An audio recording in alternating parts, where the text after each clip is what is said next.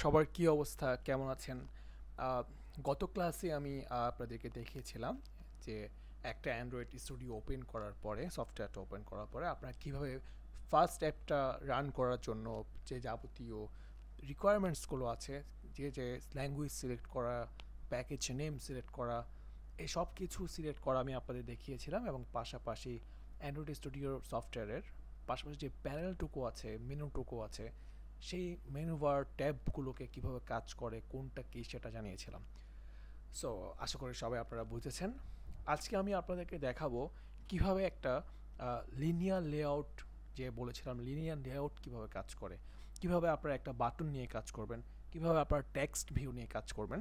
So চলুন আমি আপনাদেরকে একটা উদাহরণ দিয়ে বোঝাই লিনিয়ার লেআউটটা কী।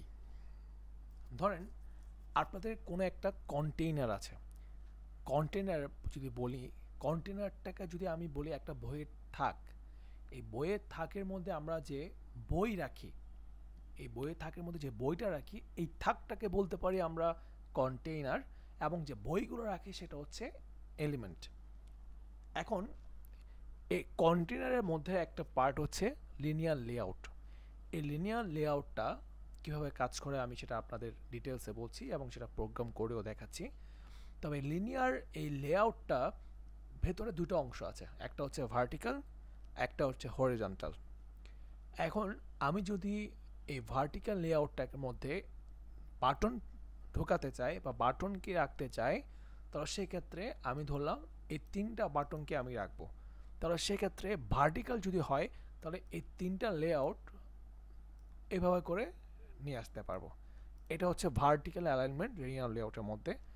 এখন যদি আমি বলি যে তিনটা বাটনকে এভাবে নিচে না রেখে আমি পাশাপাশি করতে চাই, তাহলে আমাদের যে ওরিয়েন্টেশন বলে, এই ওরিয়েন্টেশনটাকে আমরা হরিজন্টাল রাখবো। তো সেই ক্ষেত্রে আমাদের ব্যাপারটা কাজ করবে এইভাবে।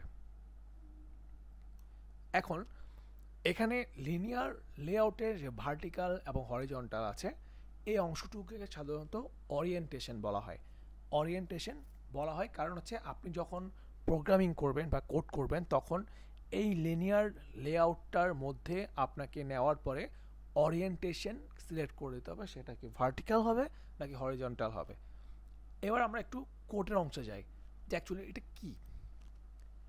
যেমন ধরেন আমি কন্টেনার এবং এলিমেন্টের কথা বলেছিলাম, এবার আমি বলি যে লিনিয়ার লেআউটটার মধ্যে আসলে কি থাকে। এখন এই লিনিয়ার লেআউটের মধ্যে আমরা কিছু দেখতে পাচ্ছি, লেআউটের উইথ, হাইট, গ্র্যাভিটি কোথায় হবে,